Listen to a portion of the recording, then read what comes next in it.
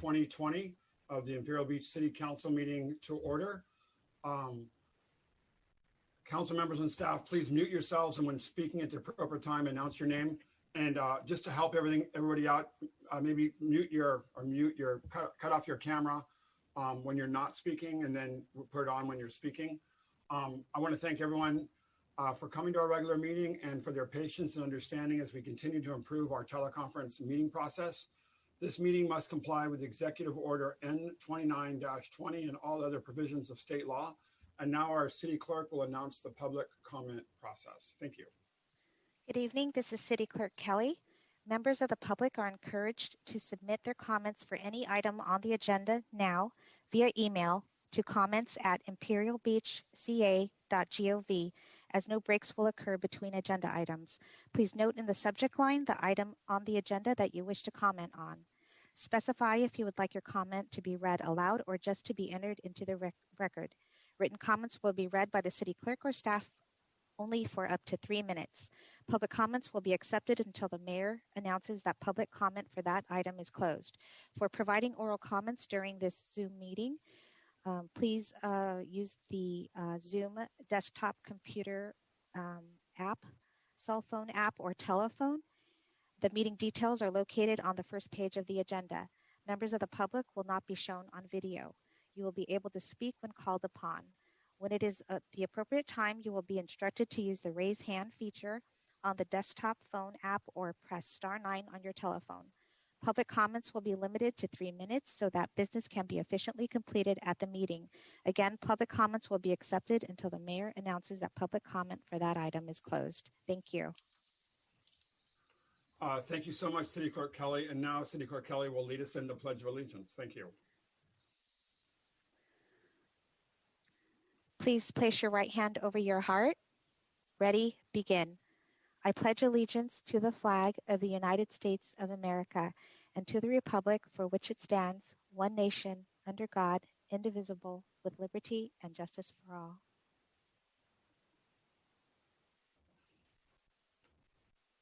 Thank you very much, City Clerk Kelly. And just everybody, please have some patience with me. I'm dealing with my new technology screen and try to make this a little easier, and a new camera so I can actually use the video. And so with that, I'd like to invite each council member to speak in the order as they typically see on the dais, starting with Council Member Patton. Mr. Mayor, this is City Clerk Kelly. Can I take the roll, please? Yes, that's good. No problem. And it's not on the, I'm sorry, it wasn't on the, oh, I see, never mind. Okay. Thank you everybody for being patient. Councilmember Patton. Councilmember Patton here. Councilmember West. West here. Councilmember Spriggs. Spriggs here. Mayor Pro Tem Aguirre. Aguirre here. And Mayor Dedina. Dedina is here. This reminds me a little bit when I used to run the lifeguard station at the top. And so anyway, again, thanks everybody for their patience. I'd like to invite each council member to speak in the orders they typically seated on the dais, starting with Councilmember Patton. Take it over. Sure. Thank you very much. It's great to be here today. I have nothing to report. Thank you. And now Councilmember West.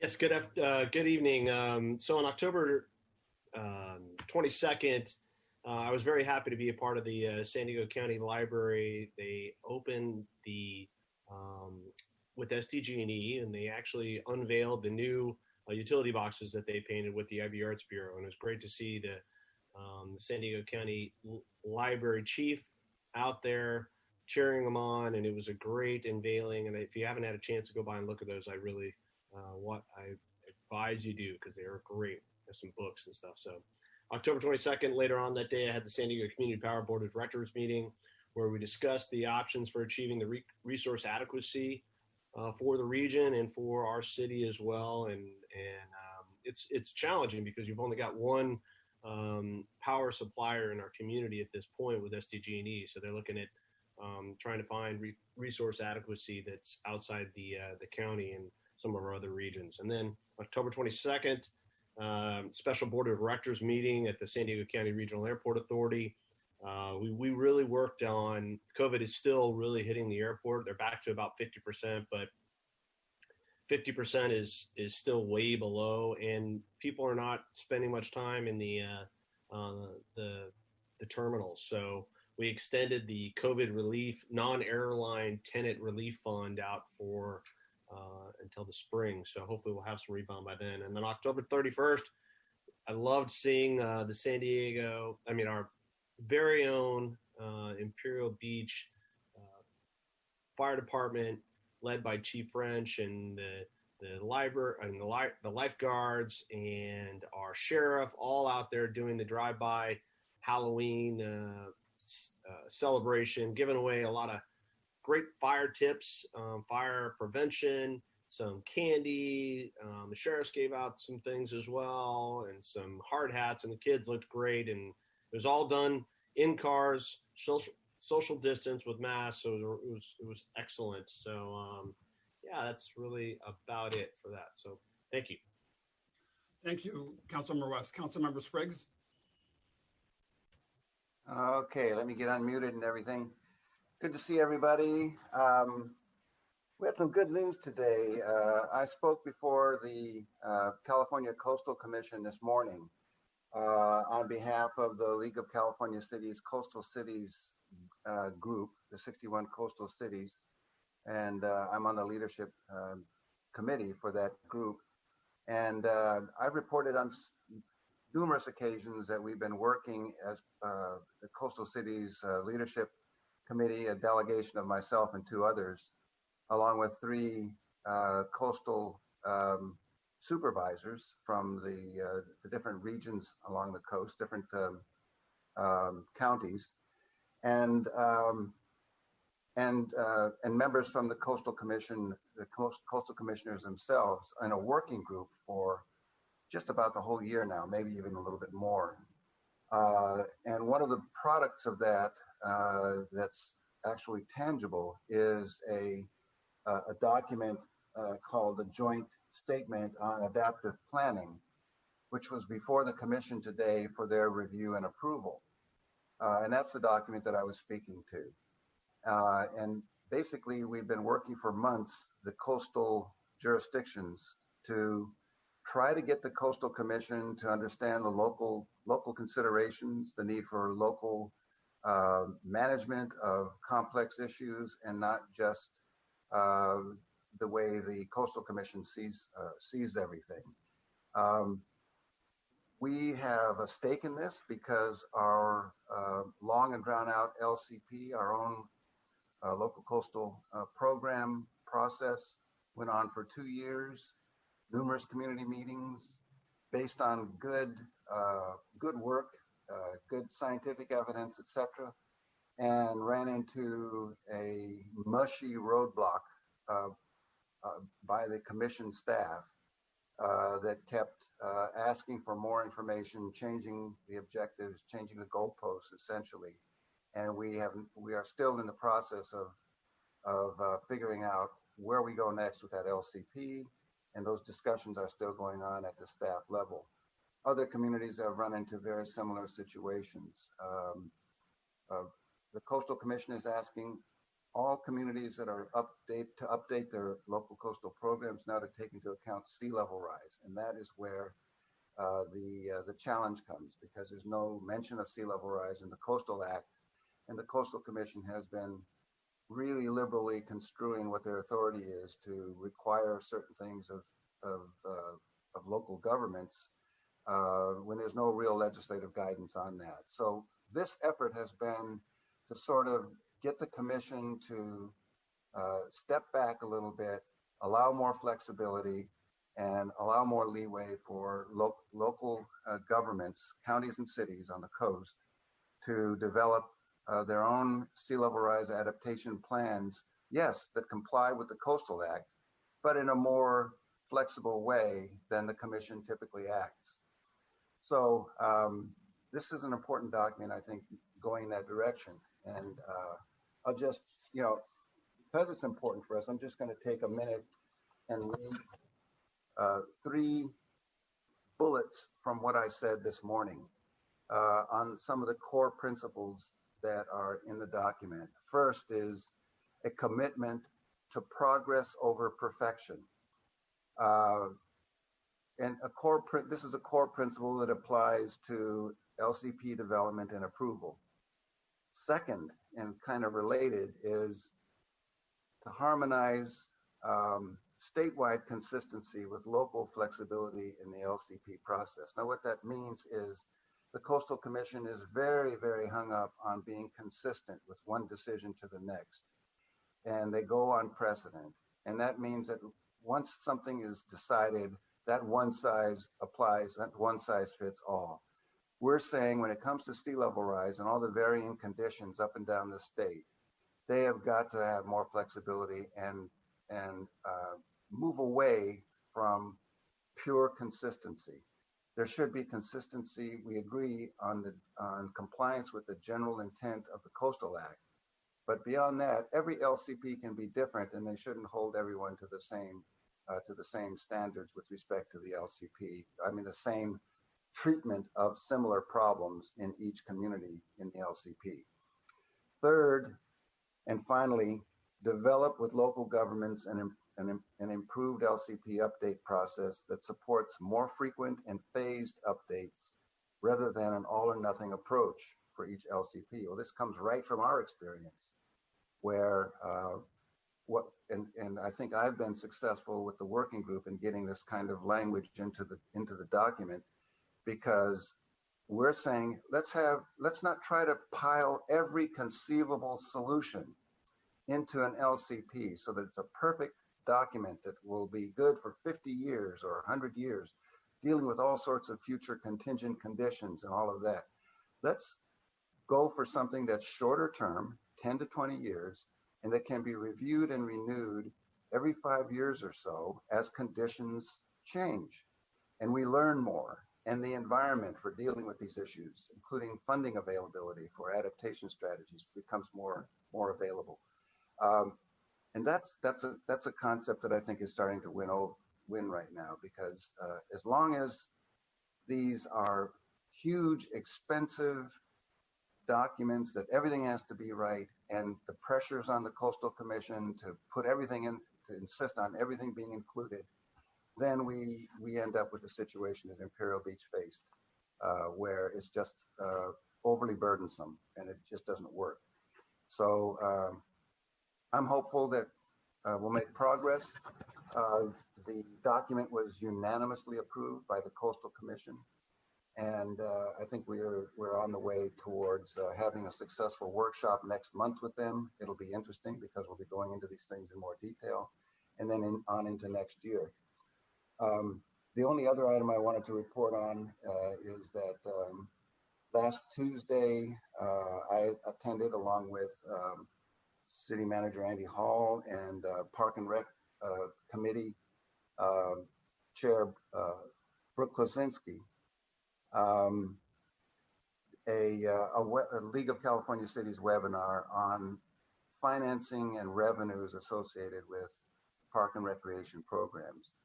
And I think it was very useful. I think we got a lot out of it. There's a lot of good examples from other communities that have actually derived revenues, positive revenues, by contracting out park and rec services like courses, for example. And I hope we can have a session to talk about this in the very near future and go into more detail. That's all I've got to report. Thank you, Mr. Mayor. Thank you, Mr. Spriggs, and appreciate your leadership on these important coastal issues with the Coastal Commission, and your ability to make the Coastal Commission understand that one size doesn't fit all. And Mayor Pro Tem Aguirre. Thank you, Mr. Mayor. Well, I had the great pleasure of helping organize the celebration of Day of the Dead. It was an entirely virtual event that was held from October 26th and culminated on November 1st. We asked folks around the city and local residents to submit photos of their altars and commemorate their departed loved ones. And on November 1st, Ivy Posse created a sand sculpted altar at Pier Plaza, which was absolutely beautiful, had all the elements of this very indigenously rooted celebration. So I want to give a huge thank you to Ivy Posse. I want to thank Senator Denise Ducheney for helping organize it, Marisol Gomez and Joel Brown for his amazing artwork. I think it's now this year more than ever incredibly important to have the opportunity to mourn the over 230,000 lives that we've lost to COVID, and in a way that is representative of a large portion of our community, which is our Hispanic community.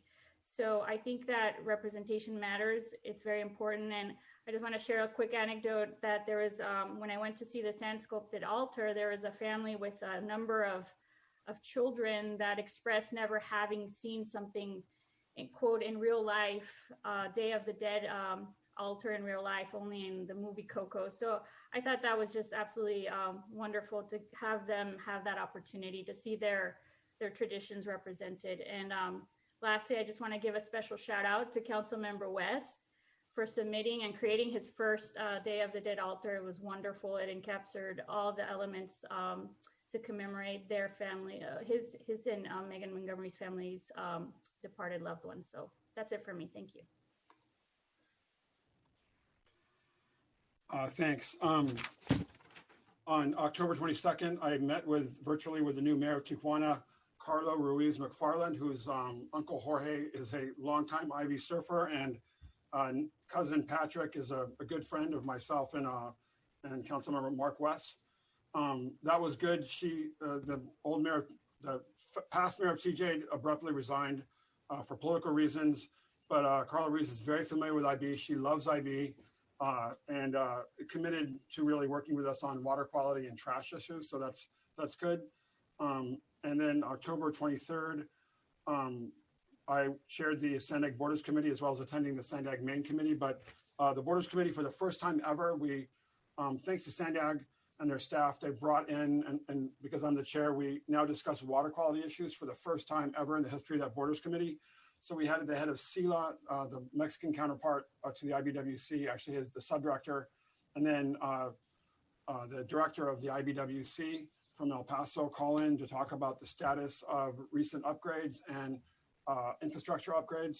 So that was good. I think everyone's committed to continuing what has been the focus on fixing the sewer system, as well as Rigo Labarin, the undersecretary of the water agency of the state of Baja California, who's been the biggest advocate for getting new pumps put into the PV-SELA, talked about future plans. It's very clear that this issue won't be resolved unless we start addressing the issue of water reuse.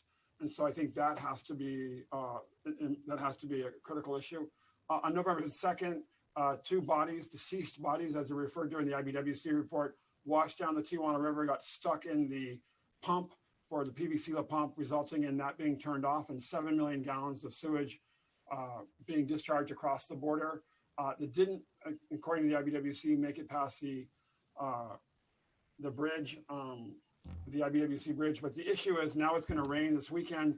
That sewage sits stagnant in the river valley and then washes downstream. That's why it's important that we control infrastructure in the United States side of the border. So when these spills happen, whether it's dead bodies from narco violence or other issues in Mexico because someone decided to go home and not do their job, or it rains, that we have a backup system. That's why the focus of San Diego leadership at the state, local, and federal level on focusing on infrastructure in the river valley that can take that water out of the river is so critical. Because just think about it, horrible narco violence, which results in 2 bodies, then causes a massive sewage spill of 7 million gallons, which would be more than any sewage spill that's happened in the rest of of California anywhere this year, except Imperial Beach, where it's a normal occurrence. So we got to work on that. And then October 27th, again, attended virtually the Border Mayor Summit, which was incredibly moving. The focus was on COVID, and Mayor Faulkner hosted it for the last time, along with Carla Ruiz McFarland for the first time. It was her first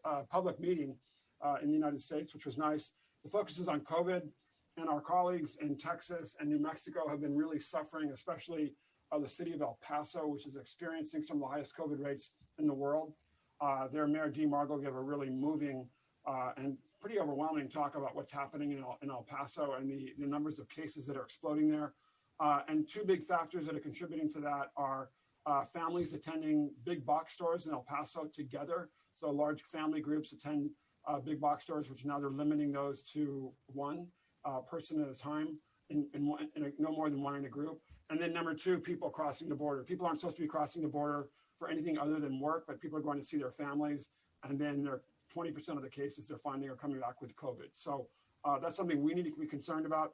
There was a talk by a professor of public health at UC San Francisco who's working in partnership with UCSD on COVID-related health issues and other health issues in Tijuana.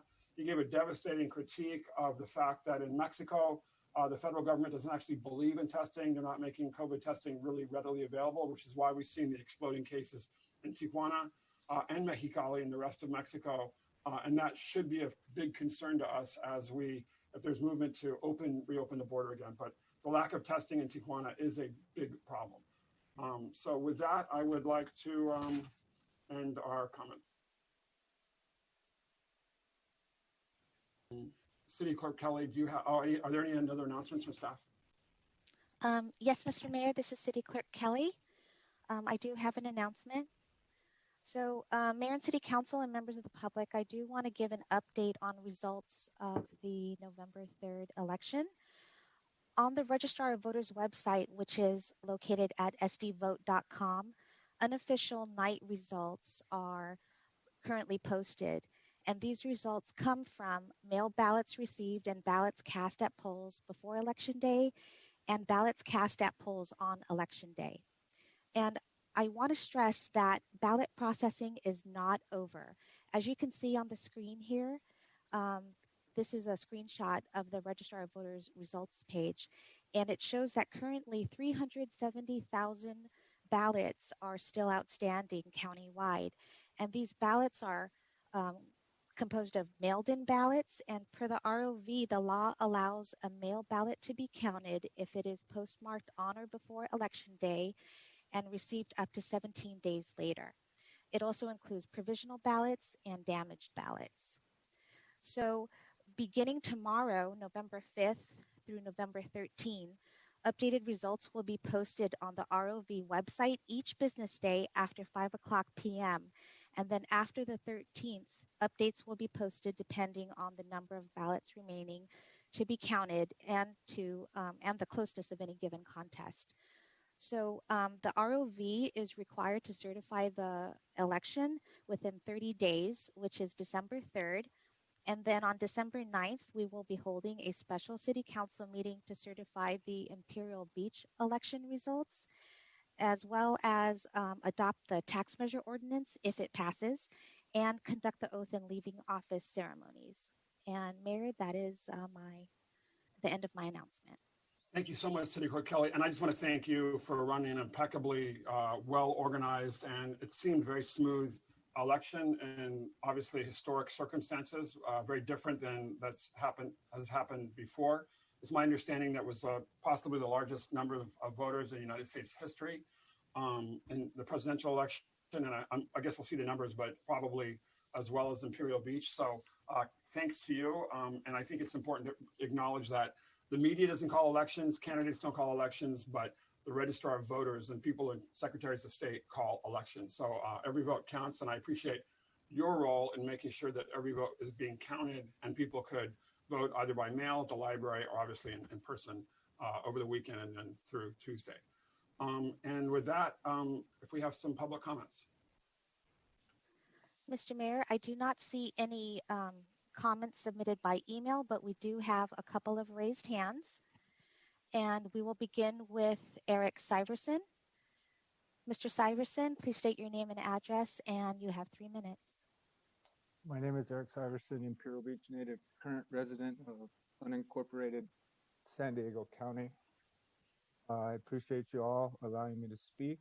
I wish we were meeting in person. I'll remind everybody that you turn out all kinds of staff every single day amidst all kinds of trouble. And yet it seems like all year none of you can meet in person. Beyond that, I would like to absolutely thank Ed Spriggs for his pragmatism and his yeoman's work on the LCP, the California Coastal Commission, the managed retreat, and the sea level rise issue. It is imperative that there's local control over that. I will also tell you that in a minute 320 border group meeting, Wild Coast is currently building sediment basins and armoring our coastal canyons in Tijuana. there was a sediment management presentation on $100 million plus coastal armoring of what is now called the energy dissipator, which would be east of Dairy Mart Road. Surfrider calls for coastal armoring. The city of Imperial Beach calls for coastal armoring. The state of California calls for coastal armoring of all our coastal canyons, which are the feeders of the Silver Strand littoral sill via the Tijuana River. But thank you, Mr. Striggs. You are doing good work, and many a small coastal community will thank you for it over the long term. In terms of the current sewage spill, I will remind the mayor that on October 13th, 2019, a deceased body was caught in the intake of PVCLA. No one has mitigated or remediated that spill, which actually made Dairy Mart Road. I have video of that one. The spill this weekend did not make Dairy Mart Road. I can verify that personally via video, picture, and my own personal experience. The current regime at IBWC is absolutely defending that valley, and I appreciate it. And they are the only ones right now working to protect us. Every other jurisdiction has not cleaned a thing, and it is an absolute disaster. No one should sleep at night because of this. For 3 years now, it's insanity. Beyond that, thank you. There is an IBWC tomorrow evening via Zoom, and I will bring up these very issues there. Thank you very much. Okay, Mr. Mayor, we have another public speaker with the last 3 digits. It's a caller with 234. Caller, please state your name and residence, please, and you have 3 minutes. Good evening. My name is Terry Ann Skelly. Thank you to the City Council candidates whose sacrifice of time and resources were duly noted by all of us. Tonight, I want to make you aware of this information I received as a parent of 3 young men at the County Meth Strike Force meetings. I learned there that U.S. Customs and Border Protection, CBP, seized more than 3,014 pounds of methamphetamine, 64 pounds of heroin, 29 pounds of fentanyl powder, and almost 37 pounds of fentanyl pills, worth an estimated $7.2 million from a bust along the southwest border. This massive seizure prevented over $7 million worth of deadly drugs from entering our country, thus saving countless lives from addiction and overdose deaths, including vulnerable young adults. Parents are concerned that meth use and opioid use is increasing again, and we wonder why. Our experience as parents suggests our elected officials' indifference to high-potency marijuana products is normalizing overall drug use. Parents respectfully ask the City Council to consider the problems associated with accommodating a marijuana storefront in our city. Thank you. Bye-bye. Thank you. We have one more public speaker with the name of Terry. Terry, please identify yourself, your location of residence, and you have 3 minutes.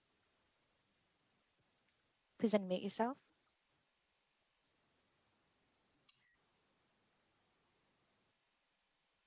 Sorry about that. Please try again.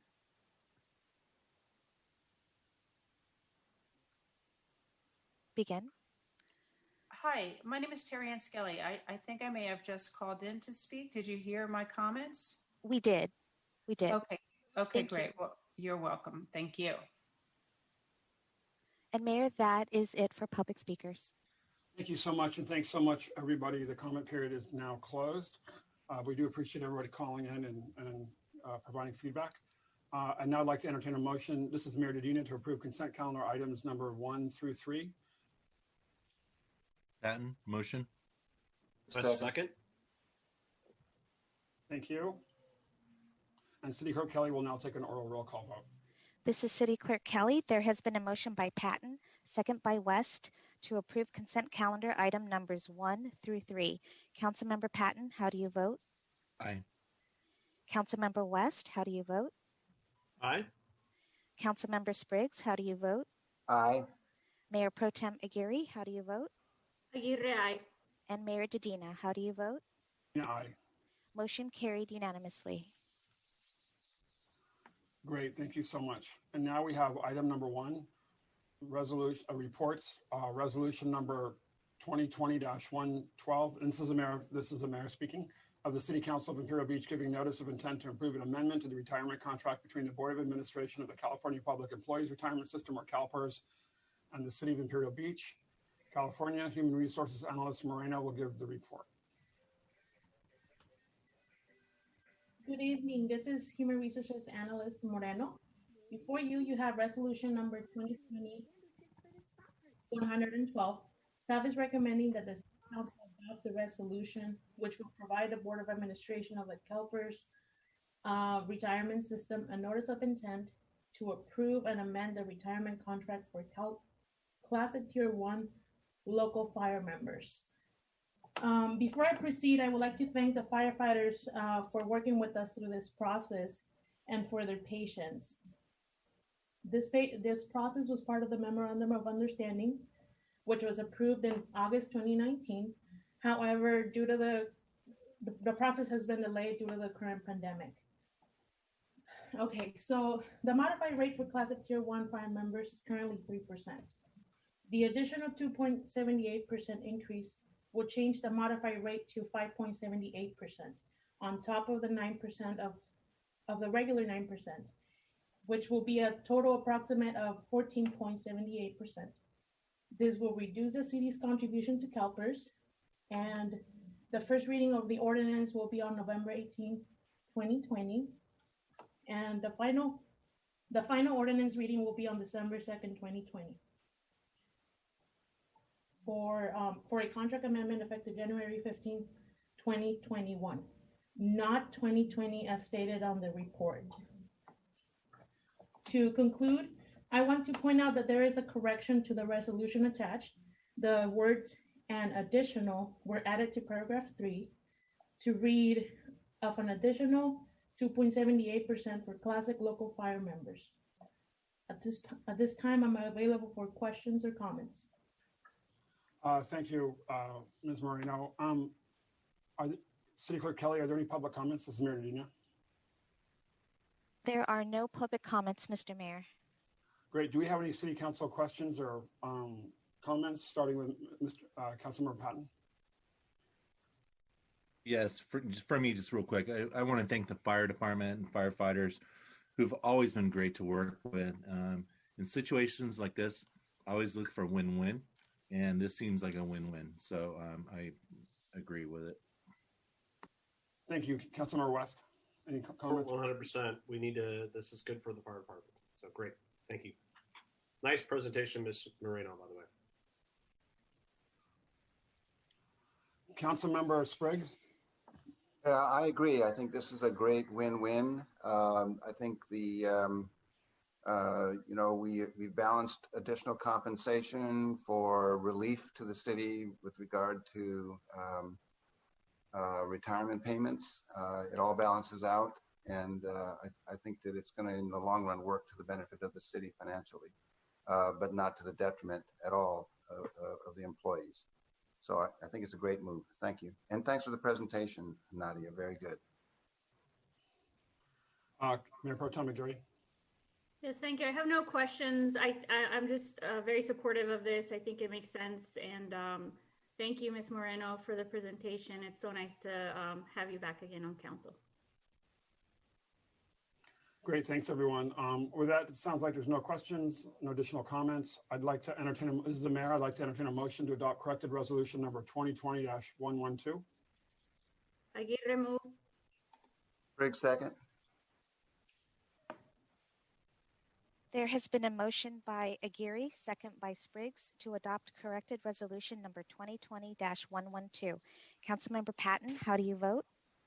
Patton, yes. Councilmember West, how do you vote? West, yes. Councilmember Spriggs, how do you vote? Briggs, yes. Councilmember Aguirre, how do you vote? Aguirre, aye. And Mayor Dedina, how do you vote? Dedina, aye. Motion carried unanimously. Thank you. And this is Mayor Dedina. This is item number 2 is now an update on infrastructure improvements in the city of Imperial Beach. Public Works Director Minicelli will give the report.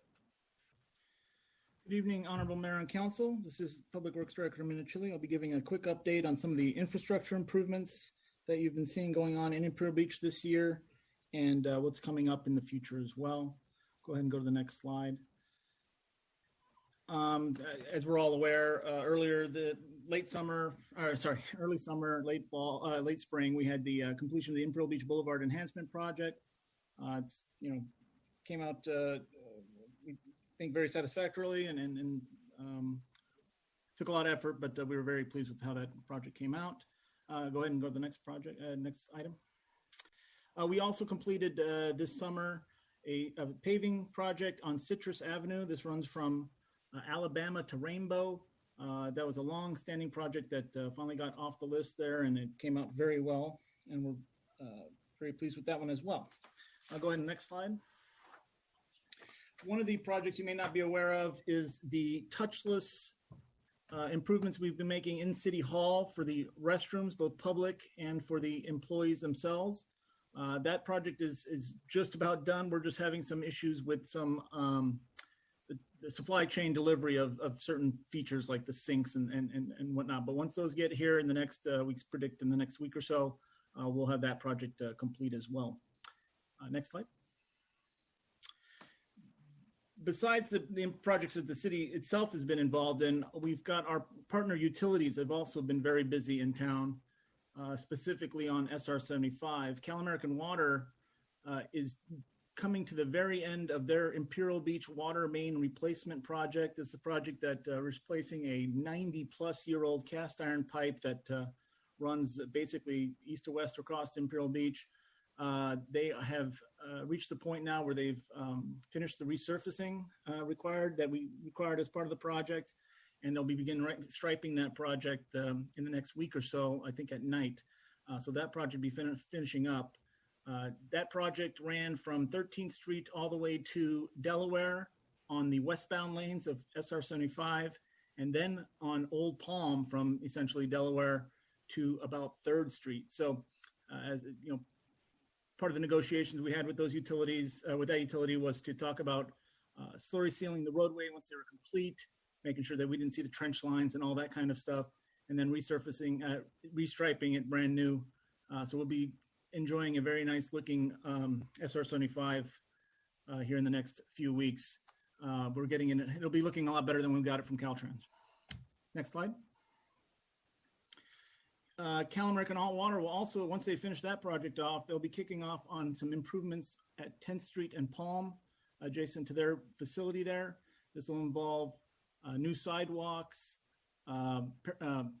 new parking spaces, and resurfacing the roadway there, as you can see in this diagram. So we're very excited to get this project. Again, this is the Cal-Am will be doing this on their own accord per the city requirements there, and they expect to get that project started here in the next month or so. Moving on.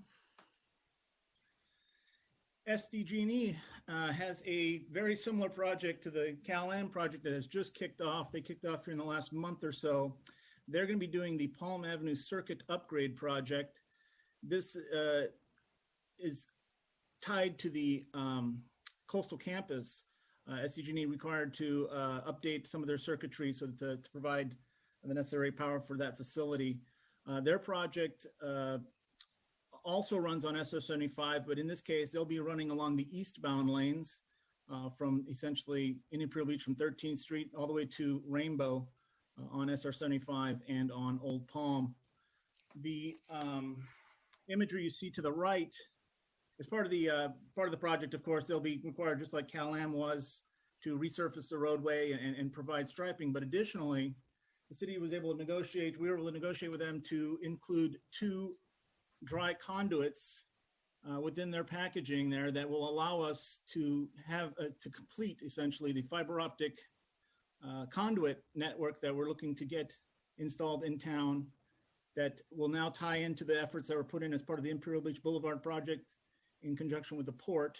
And with, we have quite a few opportunities to do some very interesting things with these conduits, including have a smart network for our traffic signals within town. So once those conduits are in the ground SDG&E, like I said, kicked off last maybe 3 weeks ago. They're making very fast progress. We expect that they'll be done in early spring. And after that, we'll be looking to coordinate with the Port District to install the actual fiber lines within those conduits and essentially be able to power up a traffic operations center. You know, it'll be one computer or whatnot, but we'd have that control of a much more advanced controls of our traffic signals that we newly acquired from Caltrans during the relinquishment from the Public Works yard. Next slide. And these projects, the SDG&E project and this one I'm about to speak to, are all look to be completed in 2021. SDG&E, this is good news for us. SDG&E announced recently that we were, Imperial Beach was selected as part for a free installation related to the Power Your Drive for Parks project. They selected this location to the left there is the it's Sports Park. There's a transformer there. They're going to need to upgrade that transformer, but as part of that project, they'll be free of cost installing about 4 EV charging spots within town. So SDG will own them. We are simply providing them the space to install them. And as part of that, they've got to restripe the parking lot and that kind of thing. But that project will look to occur sometime next year, but we were one of 10 locations selected in the county. Next slide. Future projects that the city staff will be managing, the Rima Park Master Plan, just as you've seen in some of our other playground areas. We've been updating parks, facilities over the last few years, and Rima Park is next on the list. We have grant funding tied to that came through, and so that project will start early next year and should be completed in early summer at the latest. Next slide. A couple other projects we have on our books. A pedestrian access project. This involves installation of pedestrian access ramps in areas that are currently not handicap accessible. That's a CDBG project. We typically are going to be doing that on an annual basis, getting something between 20 and 30 ped ramps installed in areas that aren't currently not accessible. Additionally, we've got on the books a project to kind of finish off the remaining alley improvements. Unfortunately, we've only got limited funds for that project. We've got about 10 alleys left that are either asphalt or dirt that need to be kind of finished off. And with the $150,000 in general fund dollars available for this project, I'm probably going to plan on going forward with a design on all of them and then look for funding at a later date to kind of finish that project off. With $150,000, I can either design one and finish half of it, or I can kind of get them all designed. So I think that's where we're going to lean on that project. So we'll have ready to pull off the shelves projects ready to go for finishing out the alley improvements throughout the Imperial Beach. Next slide. I'll note that we had a couple projects on the books that in April, as a COVID response, those projects have been delayed. Specifically the Skatepark expansion and the community enhancement project, Seacoast 2020, were both pulled off of this year's CIP and described as delayed. I'm sure that we will revisit those projects as funding allows in the next, as we begin to start talking about the next fiscal year CIP budget. With that, I'm available for any questions. This is Mayor Dedina. Thank you so much, Mr. Milcelli. I know that it's been really challenging to get these projects done, but you've done a masterful job of moving forward and working with our partners. So thank you. And so before we go to council comments or questions, City Clerk Kelly, do we have any public comments? No, Mr. Mayor. So we'll start again with Mr. Patton. Any questions or comments from City Council? Yeah, I won't hit them all because it was a nice presentation, as well as you too, Nadia, earlier, which I forgot to say. So I will hit upon the two that stood out to me most were the smart networks for traffic signals. I think we've been waiting for that for a long time. And I know the mayor and I would both hope for a really nice presentation for that when it does happen. The mayor knows what I'm talking about. But we do need I feel like I drive down Palm Avenue and it could be a 4-minute drive to the freeway, or it could be a 20-minute drive to the freeway. So I think that would help everybody. Ivy Boulevard walk area, view area, what a home run.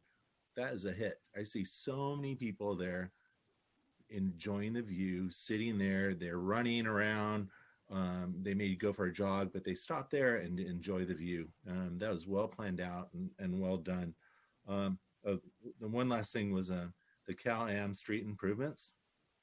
And just to let all our citizens know, I know all these sometimes roadblocks, sometimes detours and whatnot. It is a hinder, it is an inconvenience at times. But if you look at the big picture of the enhancement of Imperial Beach, it's definitely something that in the long run will benefit us all. Thank you. Thank you, Councilmember Patton. Councilmember West.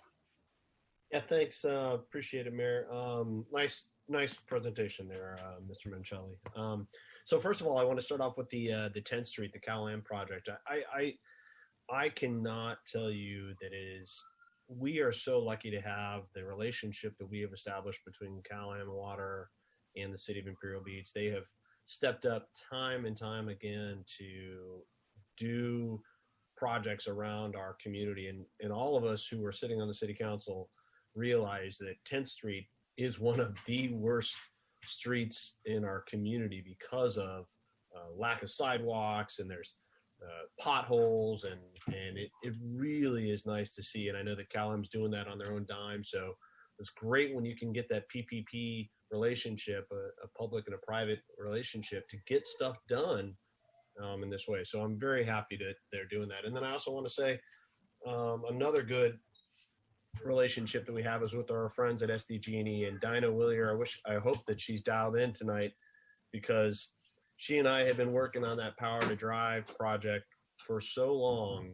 And I feel like we actually started it when Vanessa was when she was on the working for us and getting that started. So it was a great thing, and I'm happy to see that, as an EV owner, one of the challenges that we have is not so much the range of the cars, it's the public infrastructure to charge. And when we are able to put more charging stations out there, it'll make driving electric cars for the masses much more attainable. So thank you. I am SDG. Great job. Thank you. I'm thrilled we were one of 10 cities to get that done. So it's awesome. And then, Mr. Minicelli, I think you are being very, very smart to say, hey, let's get the designs done on these alleys, because the reality is there's a massive infrastructure bill that's been sitting in the House for some time now that hasn't been able to get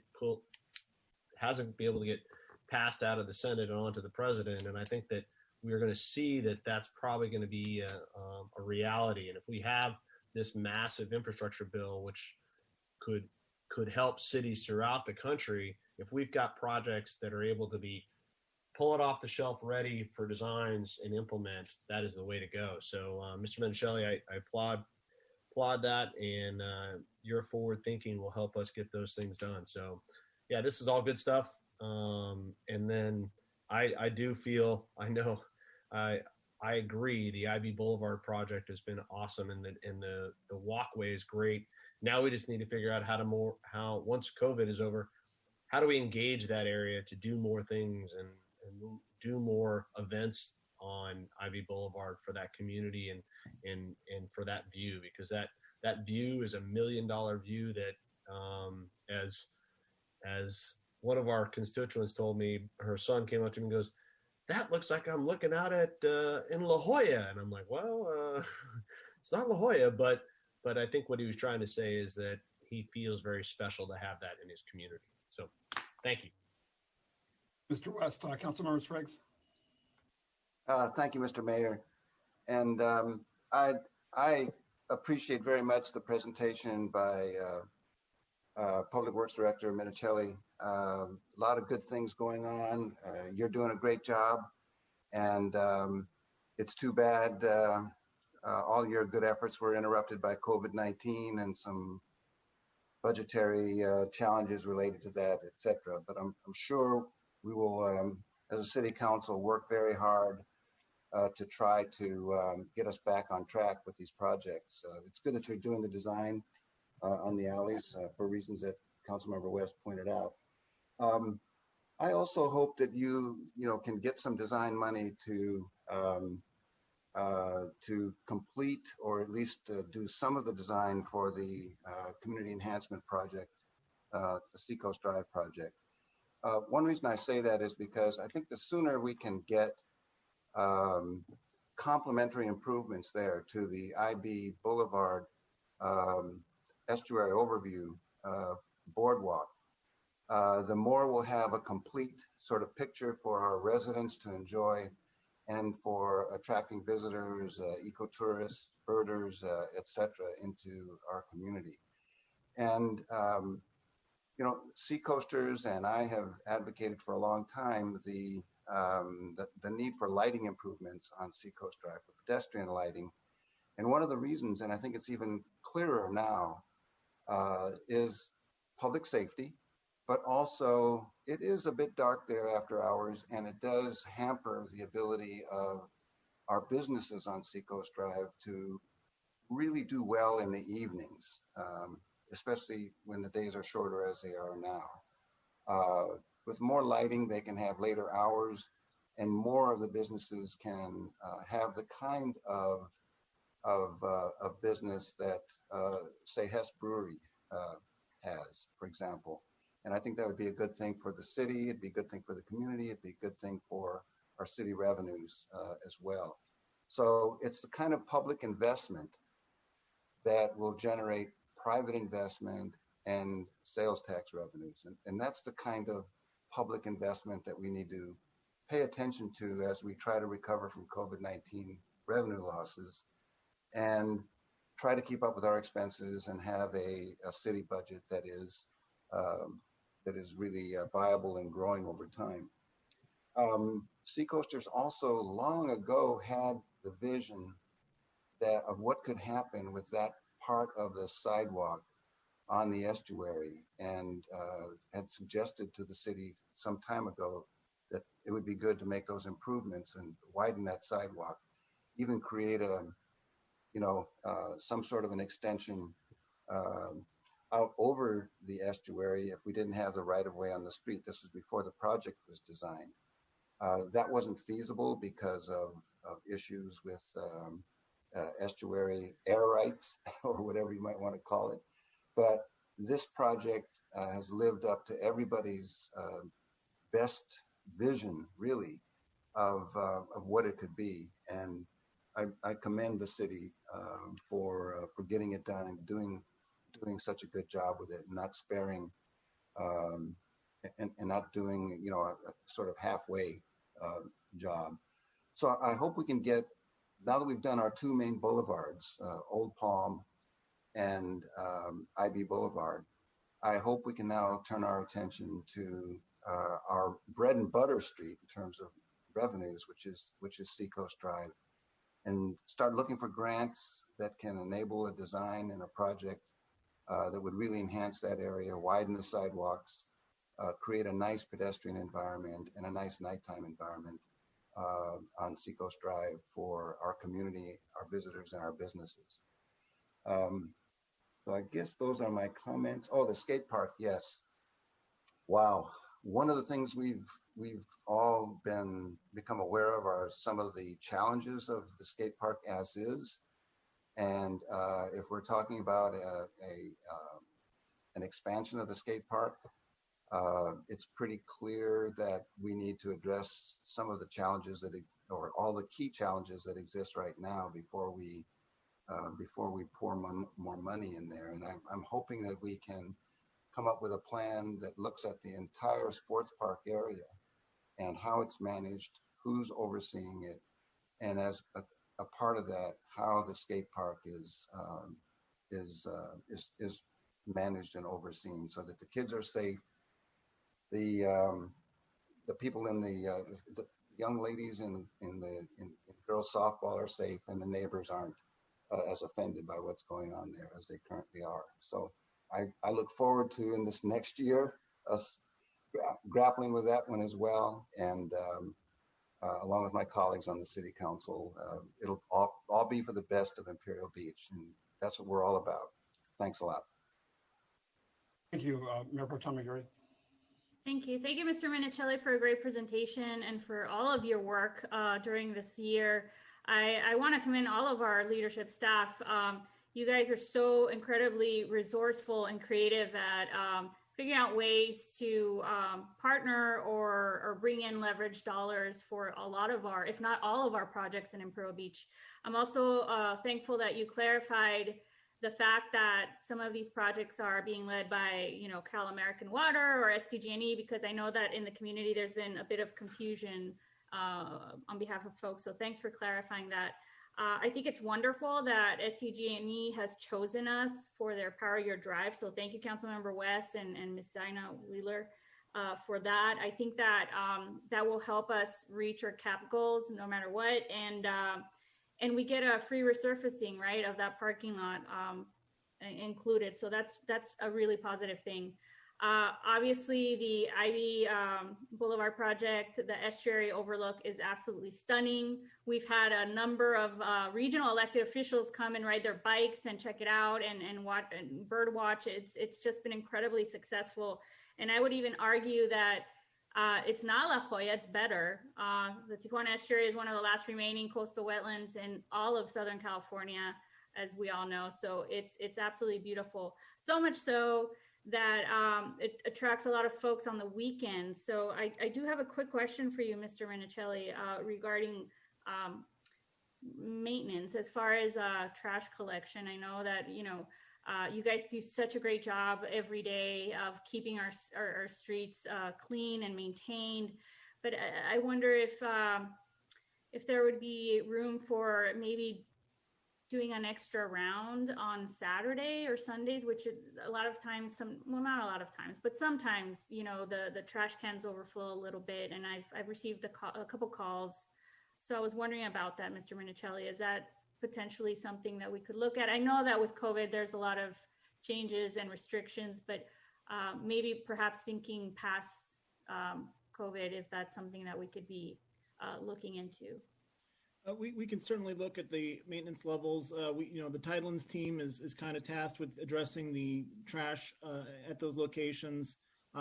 What I'm hearing is a lot of times we've got some overnight, late night activity happening there, and I don't have staff that's 24 hours, but certainly, those trash cans fill up. There's no doubt about that. So we can certainly look at some of the hours that we're putting folks out there, but duly noted, we will take a harder look at that. Thank you so much, Minister Minicelli, and great work. You've been doing such amazing work, so thank you so much. Thank you. Thank you, everyone, and thank you again, Mr. Minicelli and your staff. I think when we talk about infrastructure with, for example, Palm Avenue, you compare that to Tijuana, where they don't replace their pipes and then they just break, and then they seem really surprised about it, and it takes 8 to 9 months to fix something, and then in the meantime, sewage runs in the river, and everyone acts surprised. So I'm really pleased that the city of Imperial Beach has a very proactive, strategic view of infrastructure investment. That's what cities do best. That's what we should be doing, and make sure that's equitable infrastructure investment. I think the investment in alleys, so pleased with the Citrus Avenue, which I think has been on the list for a long time. Really pleased to see more alley pavings being carried out. And before we talk about future street improvements, I want to make sure that we have new council districts and that we're equitably investing in infrastructure in the city. I think historically we tended to focus on the beachfront area and ignored our east side and north side neighborhoods. So I want to make sure that our focus really is first and foremost on Parks and Rec, to make sure that all our residents, including our seniors, have access. And as Mr. Patton said, I think last time so eloquently, so we can figure out what to do during this crisis. I think that's got to be a priority. And then number two, addressing to make sure that we're equitably investing throughout the city in infrastructure that's maybe in some cases been missing for 60 years since the founding of the city. So, and then finally, so glad to hear we're making movement on our stupid lights or dumb lights. Many of you know I get up really early, I go surf or go on ski trips and snowboard trips with my kids, or just go hiking in the mountains. And it's not unusual at 4 o'clock in the morning, when there literally isn't any traffic, to hit every red light on Palm Avenue and Ivy in San Diego. It's actually really amusing. Just frustrating to see it happen. So I know Mr. Pat and I, my first meeting back in 2014, we addressed the issue of Palm Avenue improvements and our traffic lights with arguably the most inane, boring presentation of all time that gave us all headaches that went on forever. And right, I'm glad to see that we're moving to carry that out, hopefully soon. Yeah, good times. Yes. I think we're all being really shocked and concerned about the degraded nature of the San Diego side of Palm Avenue. I just want to make sure that everyone is aware that Councilmember West and I have been communicating with Councilmember Moreno. Our sheriffs have been communicating with San Diego PD about the excessive and continued gang graffiti on that side of Palm Avenue. I've communicated with the mayor's office several times. Reports have been filed and literally nothing has been done. So we're very concerned about the dilapidated and degraded, trash-filled nature of the entire stretch of Palm Avenue in San Diego, from our border to Saturn, the lack of crosswalks. So we'll continue to push San Diego to carry out their end of, they're supposed to be, they've now relinquished that street, so they're in charge of it. It's not Caltrans' responsibility anymore. And I do know that when City Manager Hall and I met with Mayor Faulkner, this is years ago, and City Attorney Mara Elliott to talk about our opposition to the city homeless shelter that they turned a hotel into on Palm, we said, you know, you got to, basically the summary was garbage dump on Palm Avenue. It looks terrible. If you guys are going to, you know, we don't approve of this, but if you're going to do it, can you at least improve Palm Avenue? Lo and behold, you now have a homeless shelter that took the place of a low-cost visitor serving accommodation motel. People that used to visit our beach, and it's filled with garbage in the front, as is the entire street. So that, if anybody from San Diego is listening, please ask the city of San Diego to clean up that It's so filthy and graffiti filled. It's actually, I almost think that when I'm traveling in it, it may be in a bad neighborhood in Tijuana. It's really, really, in fact, Tijuana, very few streets look as bad as that street does. So it makes me appreciate how well that our staff keep our roadways clean, especially on Palm Avenue, which I go down just about every day, and it's spotless. So with that, there's no action required, so we can move on to item number 3. And that's resolution number 2020-108, approving a contract with the VPLS for computer server infrastructure upgrades and implementation. And resolution number 2020-109, authorizing an agreement with ECS Imaging Incorporated to implement a document management system. Resolution number 2020-110, authorizing an agreement with Gladwell Government Services. And resolution number 2020-111, creating a temporary position of records technician and a compensation plan. I didn't read every word there, but because there's a lot, but I want to make sure I got all the resolutions in. So Information Systems Manager Washington will give the report. Thank you. Good evening, Mayor and Council. This is IT Manager Edward Washington. This item covers the server infrastructure upgrade and Laserfish implementation. Next slide. So Laserfish has become a local government industry standard utilized by a large amount of government entities. Some off the top of my head are Chula Vista, El Cajon, La Mesa, Lemon Grove that are utilizing it. It'll facilitate record requests and increase internal productivity. And along with all the staff benefits that we will gain from it, it also benefits the community through the Public Web Link portal, which allows citizens to retrieve documents safely from their home, which is a critical component given the current pandemic. And it also has the ability to integrate with our existing land management, permitting, and financial system. And on top of that, it's coded to CARES funds. So we're able to offset the cost with those. Next slide. So I want to talk about some of the challenges that city staff frequently encounter whenever we deal with records requests. So we go through like a 10 to 20 step process, and staff has to search through multiple systems. They got to, physically pull out all these banker boxes and dig through all these files, and it's a very tedious process, very time consuming. Multiple copies need to be made, which actually has a direct effect on our multifunction printers, toner consumption, right, factors in as well. So there's a bit of cost involved there. And then we have to manually redact each document that we send back to the public. Whereas with Laserfish, everything would be pre-redacted online, which they would be able to access. Next slide. So here's some additional imagery to kind of further illustrate some of the documents that staff has to dig through when responding to these record requests. As you can see, there's mountains of documents that we have to go through. Next slide.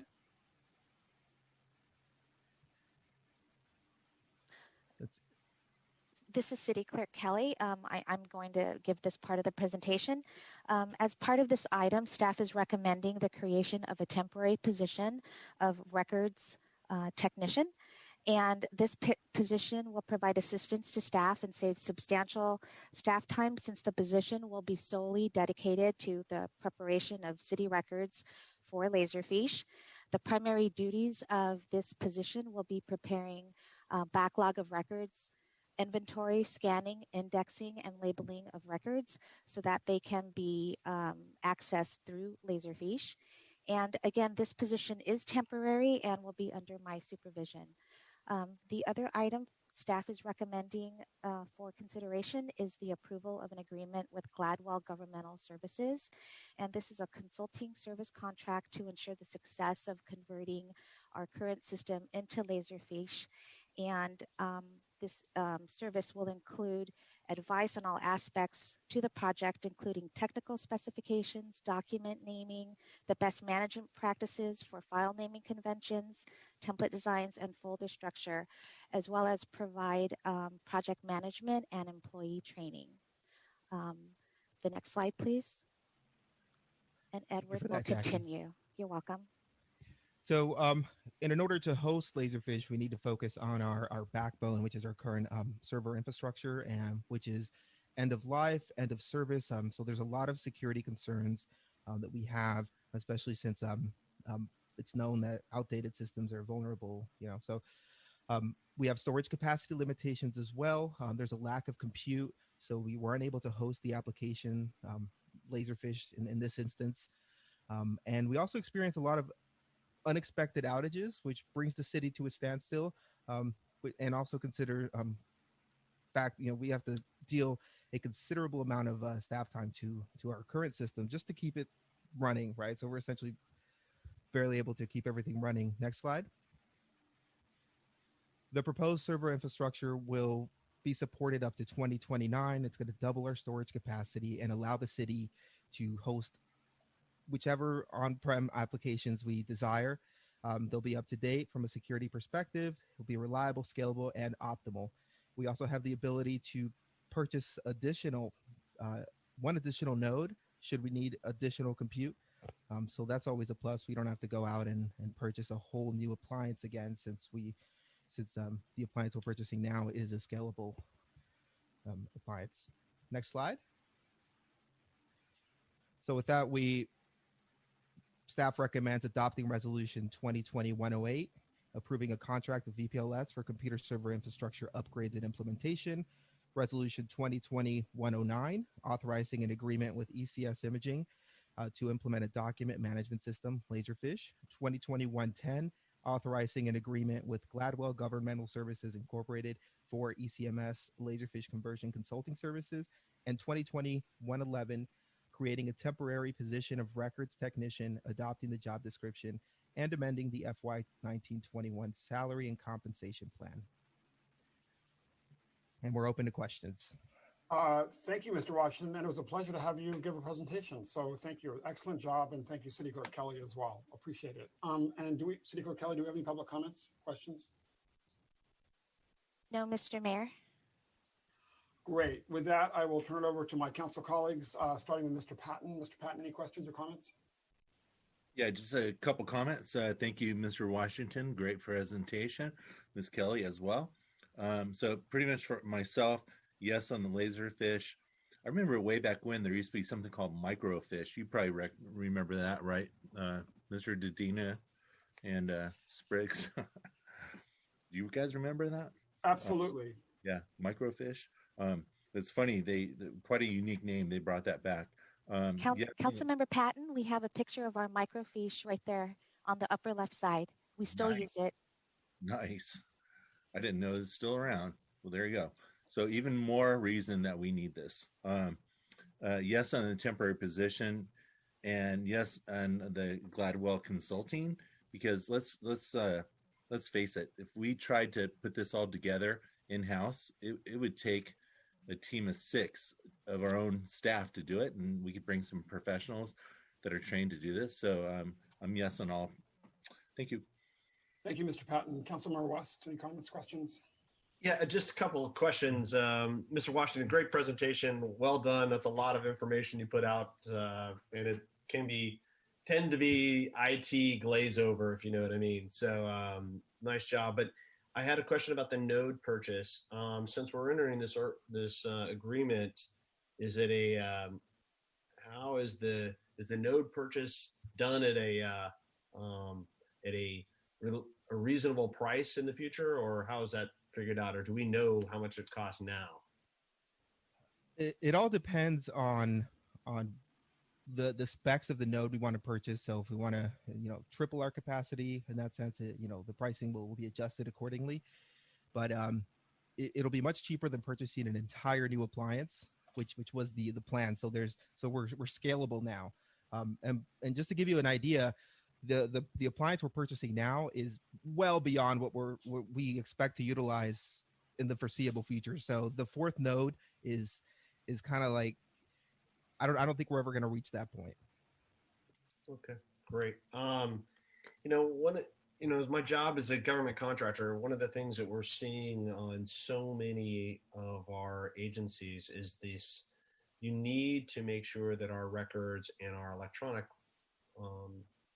information is stored in a safe manner that is not easily taken advantage of by outside activities. And I think I did a lot of research on the new fish, the laserfish, and it seems like a really great product, and it seems like something that's going to protect us against outside intervention. And I think that that's really important as we're moving forward, because that is something that can be easily taken advantage of. So that's great. And then last but not least, this product is only going to be as good as the training and the education that we get, and the long-term support that we have from this, because that's going to be really important that we understand that. So Mr. Washington, I expect you to have many late nights with our training group, and Miss Kelly as well, to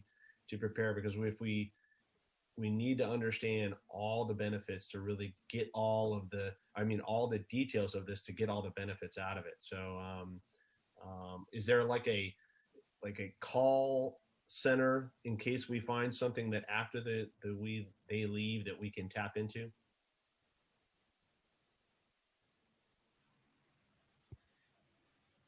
I'm sorry, I'm not exactly sure what you mean by what you refer to as a call center, but we will have support after implementation, and I do want to point out that we visited I think it was La Mesa and El Cajon, and we asked them if there was one thing you could do again, what would that be? And they both answered the same, which was to revisit the initial kind of the migration of the data, and hire a consultant to do that portion for them, which is what we're doing already, right, with Diane Gladwell. So she's the subject matter expert. She's migrated various cities through this. So we're hoping to do it right the first time, and not have to come back and contact that call center and have to, redo everything again. Well, that's great. Mr. Washington, you should have put that last thing that you talked about, that you visited El Cajon and La Mesa in the original presentation, because I love it when we take lessons learned from other cities and put it into good use. So great job. Thank you. Thank you, Mr. West. Councilmember Spriggs. Yeah, thanks, Mr. Mayor. And great presentation, Mr. Washington. It's good to hear from you. We don't get a chance to hear from you very often, except one-on-one, bailing us out of our tech problems that we have. So I really appreciate this.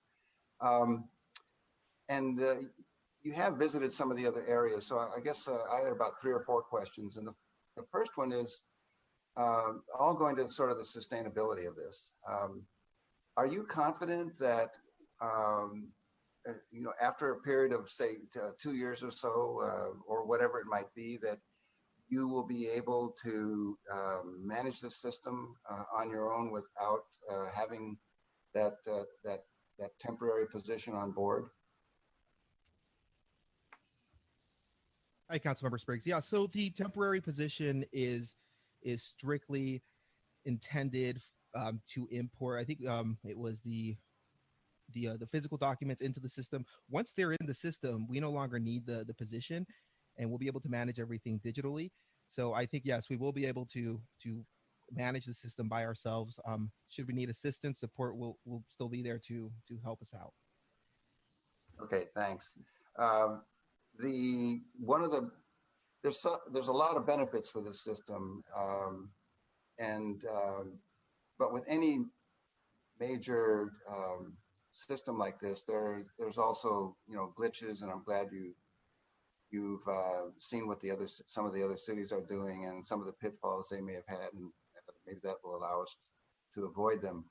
One of the external aspects of this that's very attractive is public access to records will be easier, and the ability of the city to make available public records will be easier, as this sheet here, this slide indicates. It's up on the screen right now. But and maybe you or Jackie would be the person to answer this. Walk us through how a public a member of the public might have, how difficult would it be for them to use this system to get access to public records like planning documents and other documents that are often the subject of Public Records Act requests? Mr. Spriggs, this is City Clerk Kelly. I can actually respond to your request as a member of the public. I reside in the city of Chula Vista and needed a copy of a permit and some plans. And so I went over to the city of Chula Vista building department and requested the information, and they were able to sit me at a computer that housed Laserfish, and I was able to click through the plans and select the ones that I wanted. They didn't give them to me right then and there, but I was able to view them pretty quickly, and it was labeled appropriately with street and house number and street name, and I just clicked through them like you would any simple system on your computer. It was very easy to use, and it looked like it had a file structure similar to Microsoft products, so it was very familiar for me to use. Thank you. So a member of the public would come into City Hall to make this request, and the same sort of process would be used, or would they be able to access from their own laptop at home or whatever? Oh, this was just specific to that situation. But in visiting with the other cities, there is a public portal, and it is accessible through the city websites. And you can just click through and find the specific documents that the city makes available. And we'll have okay, that's great. But we'll have a firewall that keeps them out of internal city business operations and systems, right? That is correct, Councilmember Spriggs. So they'll only be able to access the documents that we specifically allow them to. Okay. Last question is the funding of this. Could you go back over the cost and perhaps indicate how much of this would be eligible for COVID-related reimbursement? Since this does part of the rationale is this is kind of a hands-off document storage and retrieval system, which is perfect for the COVID environment. So I was glad to see that's part of the justification. But can that also be part of how we get it funded? Assistant City Manager Cortez, would you like to chime in on the CARES funds that were appropriated for this project? Assistant City Manager Cortez, can you hear me? Barely. Okay, sorry, 1 second. There we go. Okay, thank you. Assistant City Manager Cortez on the line, Councilmember Spriggs. In regards to the CARES, the Laserfish is going to be coded to the CARES funds provided by the state. We've already allocated for that. After discussion of this item, I think there's also an opportunity for us to code some of the server costs at a prorated basis into the CARES as well, because if it goes hand to hand, you know, you can't have Laserfish without updating your servers; it won't support it. So, I would say about $60,000 to $80,000 will be out of the CARES Act. The major purchase of the server, which is a service that the city has to provide to continue the functions and operations, is under the Reserves General Fund. And then the contracts with Diane Gladwell in the temporary position, we're asking the council to authorize also a budget amendment under the reserves. However, we're sort of going to put it on the shelf because I think we can use current funding out of the this current fiscal year to offset those costs. But in the event that towards the end of the fiscal year is something that we're not able to address, we have that ready to go. But the staff is going to do everything in their power to try to address everything to the current funding. So it's about $100K. Okay, about $100K over and above what's likely to be CARES Act reimbursable. Correct. Okay, great. The very last question, and that is, how much assurance can you provide that the position is going to indeed be temporary?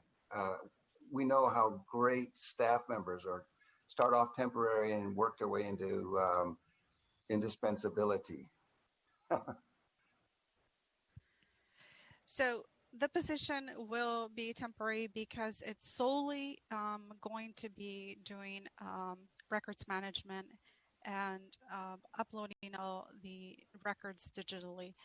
We've done a sort of a projection based on the volume of records that we have, working closely with the consultant. So if we can do less, it would be less. But again, this position is solely going to be doing records, and they're not going to be doing any other administrative functions. So again, we plan to advertise it for temporary, and we plan to provide conditional and offers of employment as is as well. Okay, thank you very much. Appreciate all your responses. Excellent. Thank you, Councilmember Spriggs. Councilmember Aguirre. Thank you, Mr. Washington, and thank you, City Clerk Kelly, for the presentation. I think it makes sense. I think that if we can figure out a way to lessen the burden on all staff that's responsible, the 10, 20 steps that are involved to be able to respond to a records request by using an electronic system that potentially is even remote is absolutely fantastic. I love the fact that there will still be ongoing tech support. I am very unfamiliar with what a microfiche is, but from the picture that you showed, City Clerk Kelly, it looks very analog, and anything that's now digital entering the new generation, I think it's great. I think it just streamlines the process and makes things a lot easier. So although we're going to do an investment in the front end, which great job, Assistant City Manager Cortez Martinez, for figuring out, again, like I was saying earlier, being creative, figuring out a way to reimburse that money through the CARES Act. I think that it's an investment in our future and that it'll have a strong return on investment by lessening the burden on our staff and responding in a timely manner to public records requests. So I'll be supporting all of the resolutions. So thank you. Great, thanks, everybody. This is Mayor Dedina. I'd like to entertain a motion to adopt resolution number 2020-108, 2020-109, 2020-110, and 2020-111. West so moved. West second. Thank you so much. This is Mayor Dedina. City Clerk Kelly will now take an oral roll call vote. Mr. Mayor, I may have missed who provided the motion. Was it Spriggs? Yes, it was. Okay, thank you. We were tied, so Councilmember West went to second. Okay, thank you. There has been a motion by Spriggs, second by West, to adopt resolution numbers 2020-108, 2020-109, 2020-110, and 2020-111. Councilmember Patton, how do you vote? Aye. Councilmember West, how do you vote? Aye. Councilmember Spriggs, how do you vote? Briggs, aye. Mayor Pro Tem Aguirre, how do you vote? Aguirre, aye. And Mayor Dedina, how do you vote? Dedina, aye. Motion carried unanimously. Thanks, everybody. City Clerk Kelly, are there any additional public comments from the beginning that we missed or that people called in or emailed? No, Mr. Mayor. Thanks. And again, I want to thank you and all the staff for making these and our council for making these virtual meetings possible, and all the public for who have called in and monitored or watched the event virtually. We do appreciate it. And with that, I will bang my metal coffee cup on the table and adjourn the regular meeting. Thank you so much. Take care. Take care. Thanks, everybody.